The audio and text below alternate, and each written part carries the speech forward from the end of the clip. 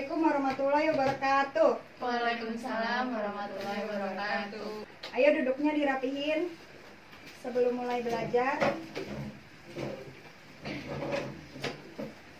Ketua kelasnya ayo dipimpin berdoa. Bersiap, berdoa dimulai. Berdoa selesai. Alhamdulillah. Hari ini siapa yang tidak hadir? Masuk semua, Bu. Alhamdulillah masuk semua. Oke, hari ini kita akan belajar tentang menghindari perbuatan syirik. Nah, ini ada PowerPoint-nya. Tujuan kita belajar menghindari perbuatan syirik yaitu untuk menunjukkan sikap penolakan terhadap perbuatan syirik dalam kehidupan sehari-hari. Lalu untuk menghindari perbuatan syirik dalam kehidupan sehari-hari, menganalisis perbuatan syirik, macam-macam syirik, dan cara menghindarinya. Dan yang terakhir, menyajikan contoh praktik-praktik perbuatan syirik di masyarakat. Nah, sebelum kita memulai pelajaran hari ini, Ibu ada video tentang menghindari perbuatan syirik dan akibatnya. Ditonton dulu ya. 10 bahaya syirik. Kesyirikan merupakan dosa paling berbahaya dan paling besar yang dilakukan oleh manusia. Untuk mengetahui lebih lanjut, berikut adalah 10 ulasan ringkas mengenai bahaya syirik. Pertama, syirik menimbulkan rasa khawatir dan hilangnya rasa aman di dunia dan akhirat. Sebagaimana firman Allah Subhanahu wa Ta'ala yang artinya, orang-orang yang beriman dan tidak mencampur adukan keimanan mereka dengan kezaliman, yaitu kesyirikan, mereka itulah yang akan mendapatkan keamanan dan mereka itulah orang-orang yang mendapatkan petunjuk. Kedua, syirik adalah penyebab seseorang tersesat di dunia dan akhirat. Allah Subhanahu wa Ta'ala berfirman yang artinya, barang siapa yang mempersekutukan Allah dengan sesuatu, maka sesungguhnya ia telah tersesat sejauh-jauhnya. Ketiga, dosa syirik akbar tidak akan diampuni oleh Allah jika pelakunya mati dan belum sempat bertaubat. Allah Subhanahu wa Ta'ala berfirman yang artinya, sesungguhnya Allah tidak akan mengampuni dosa syirik dan Dia mengampuni segala dosa selain dosa syirik bagi siapa saja yang dikehendakinya. Barang siapa yang mempersekutukan Allah, maka sungguh ia telah berbuat dosa yang besar. Keempat, jika seseorang berbuat syirik akbar,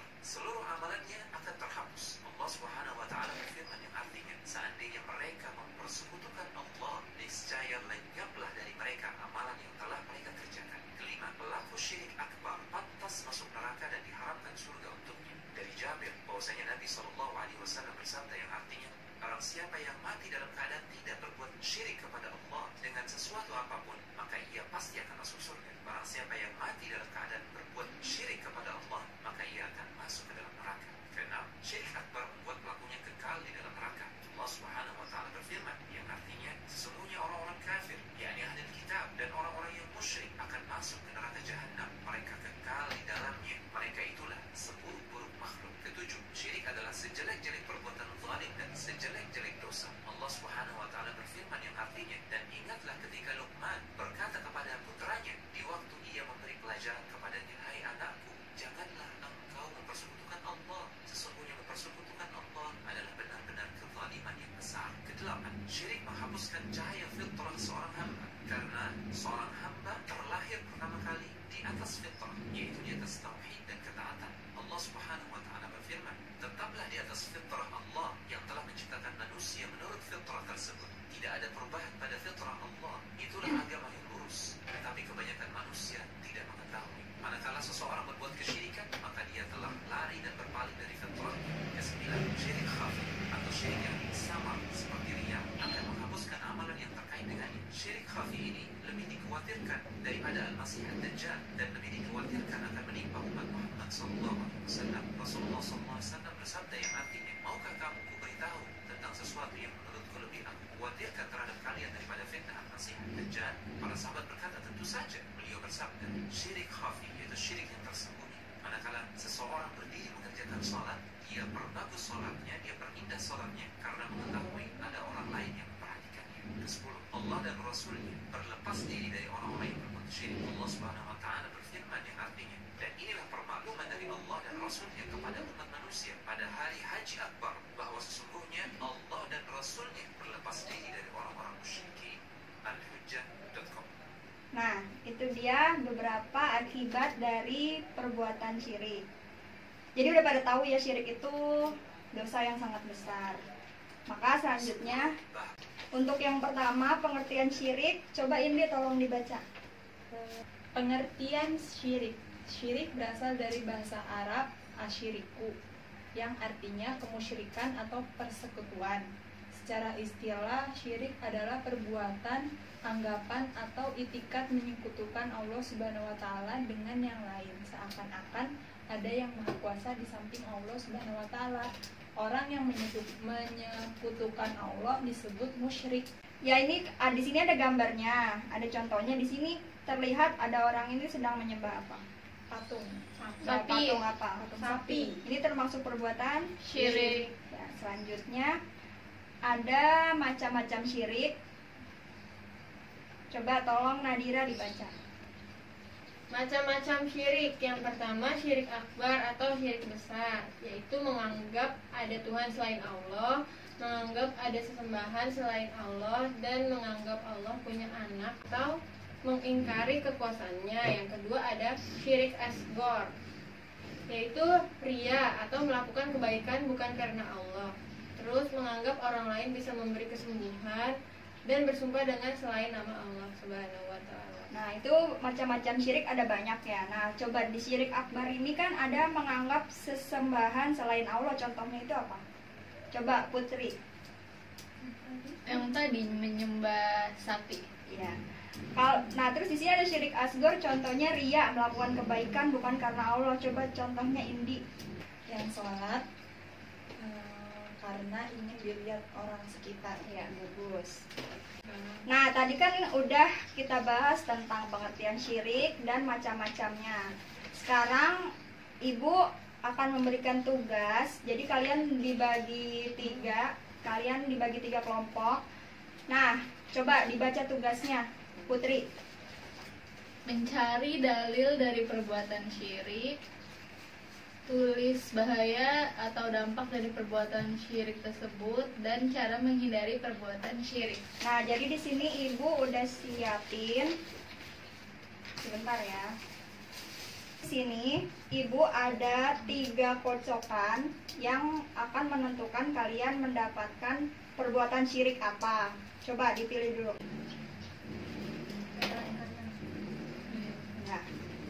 Nah, setelah itu Ibu juga akan bagikan kocokan nomor. Nih, Ibu ada kocokan nomor 1 sampai 3. Kalian simpen. Coba kalian pilih dulu. Nah, udah dipegang. Tugasnya di sini Ibu udah print dalil-dalil tentang syirik. Jadi kalian cocokin sama perbuatan syirik yang kalian dapat. Kalian pilih dalil yang mana yang cocok sama perbuatan syirik yang kalian dapat, lalu tulis dampak dari perbuatan syirik. Tadi udah ada di video, kalau kalian nyimak ya kalian pasti bisa jawabnya. Lalu kalian cari cara menghindari perbuatan syirik tersebut. Oke, nih Ibu bagiin.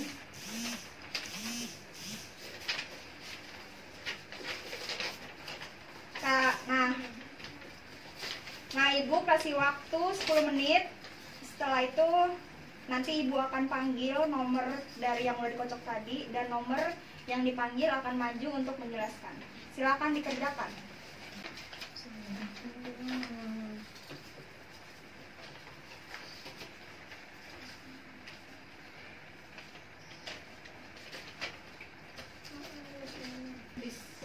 Ya, udah 10 menit. Udah selesai semua? Udah, Bu. Oke, sekarang Ibu akan panggil nomor. Nanti yang nomornya merasa terpanggil langsung menjelaskan tugasnya, pekerjaannya ya. Oke, Ibu akan panggil nomor 1. Siapa yang nomor 1? Oh, Putri. Ayo berdiri, jelasin.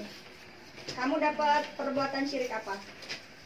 Perbuatan syirik ria, beribadah tidak diniatkan karena Allah. Coba dalilnya, menurut kamu dalil apa yang menjelaskan perbuatan itu? Dalilnya Quran surat Al-Kahfi ayat 110. Gimana teman-teman, benar nggak jawaban Putri? Benar. Bu. Coba dibacakan suratnya. Bismillahirrahmanirrahim. Suratnya. Langsung ya, Mal.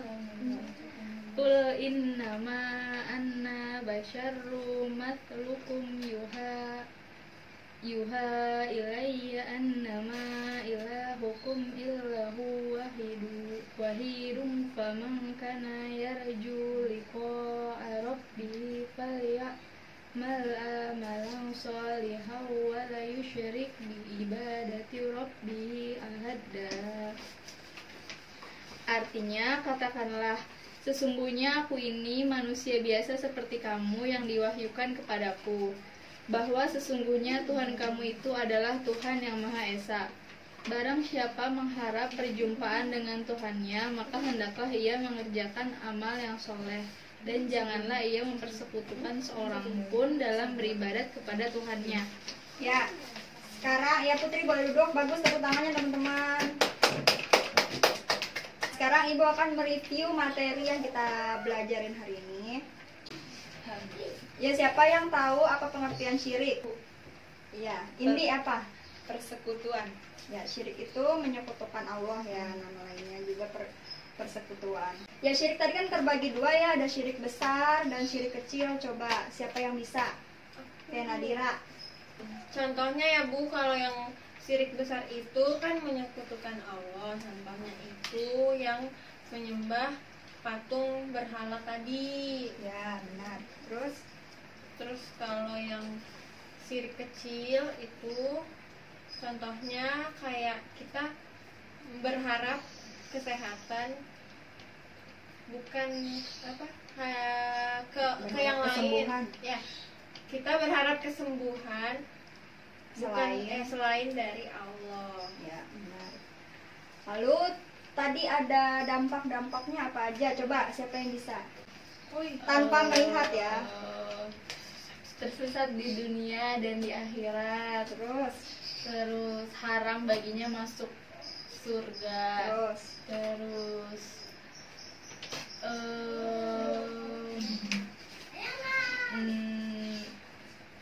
tidak diampuni dosa-dosanya jika mati sebelum bertaubat. Ya.